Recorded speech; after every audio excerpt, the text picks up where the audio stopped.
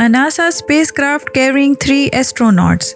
It was very close to landing on the moon when suddenly an event happened that no one could have predicted. This spacecraft was in a part of space 322,000 km away from the Earth, where it had taken them 3 whole days to reach. It was providing oxygen to the astronauts sitting inside, meaning that the astronauts now understood that there was no chance of their survival. There was only 15 minutes of oxygen left in the cabin and no chance of reaching back to Earth in a short time. Welcome back to Fact Hub videos. Sending robots into the space is a daunting task for NASA, but sending living humans into space and bringing them back safely to Earth is a mission that could take years. If even the slightest mistake is made, along with that hard work, there is also fear of losing human life. Any spacecraft protects the astronaut in space from the deadly radiation from the sun and also provides them with an Earth-like atmosphere to survive inside. Pressurized cabins with oxygen tanks to supply oxygen and special filters to remove carbon dioxide from the cabins in case of any accidents in space. The spacecraft as well as its astronauts inside will forever be lost in the black skies, never to be retrieved. But you will be surprised to know that one such accident happened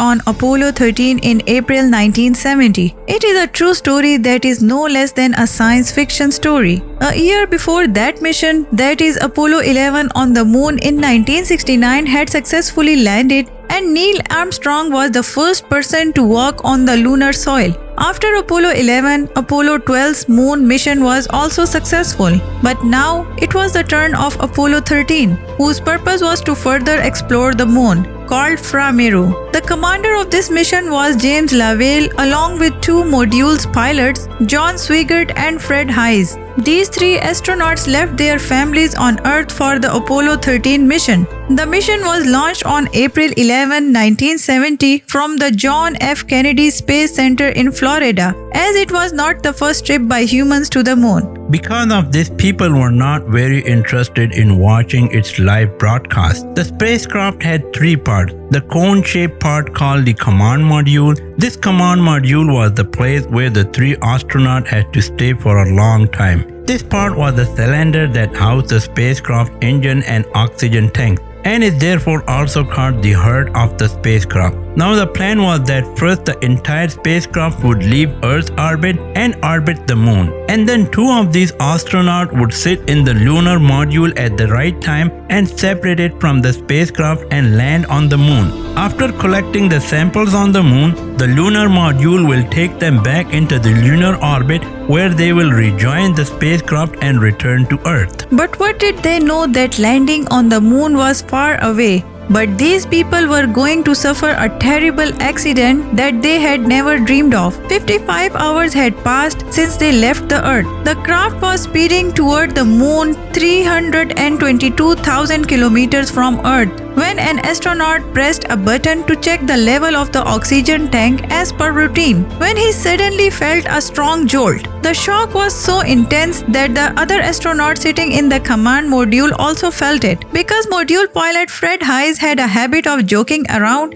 everyone thought at first that he might have played a prank again. But this time Fred Haise was as surprised and confused as the other 2 astronauts. Just as he thought about something else, the master alarm light and the electrical power failure light started blaring. It was found that an oxygen tank had completely exploded due to 2 electrical wires coming together. The mission commander reported the incident to NASA Mission Control on Earth. As soon as this news was received, NASA's Mission Control was in a frenzy, because NASA engineers were well aware that exploding oxygen tank could have dire consequences. After a couple of minutes, when Mission Control retrieved real-time data from the spacecraft, it was discovered that not only had one of the spacecraft oxygen tanks exploded, but the other oxygen tank was also rapidly emptying. Along with this, 2 out of 3 electrical supplies, which were the main means of operating the spacecraft, also exploded. Handling so many problems at once was too much for Mission Control.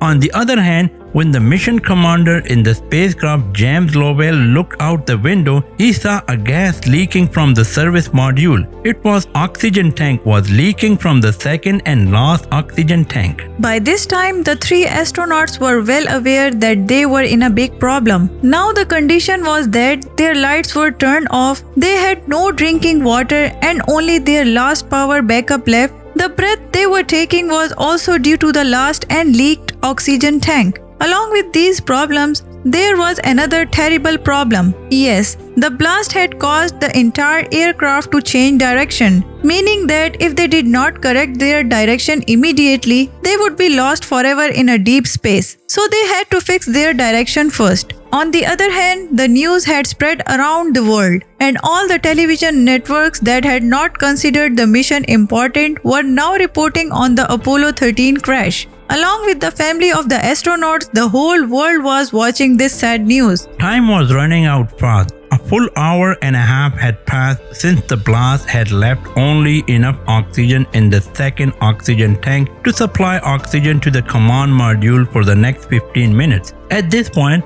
NASA's mission control decided that astronauts must shift from the command module to the lunar module. Fortunately, the lunar module had a separate oxygen supply, but the problem was it was designed for only 2 astronauts. But there was no option, that's why they had to take this step. All the 3 astronauts went inside the lunar module, where NASA engineers were doing real-time calculations to find out for how long it will take them to arrive.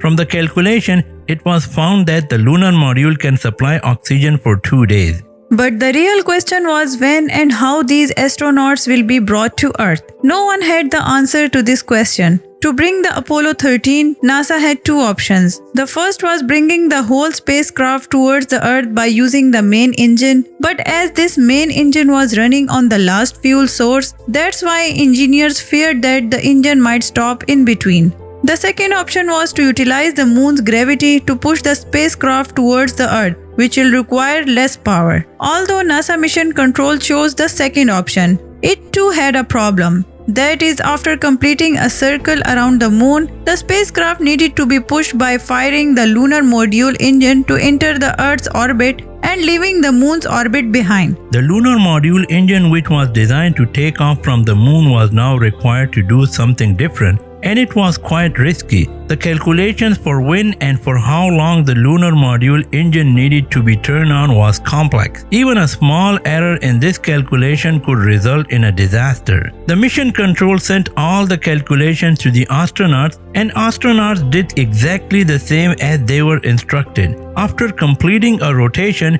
they turned on the rockets at a specific point for 35 seconds.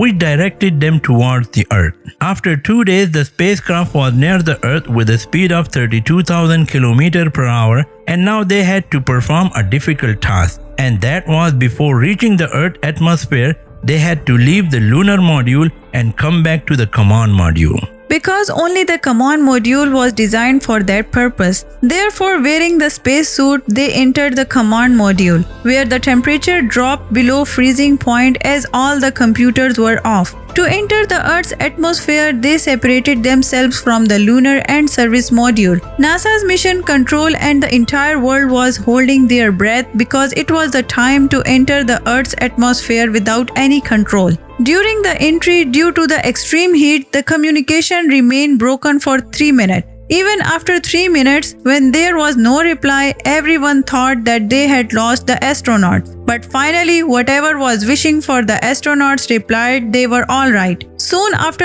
entering the Earth's atmosphere, they opened their parachute, which was now broadcasted live on television. Along with the families of astronauts, everyone was celebrating. After a total of 5 days, on 17 April, their module dropped in the Pacific Ocean. From there, they were quickly rescued. Hope you will like and share this Facts Hub video. That's it for today. Bye for now.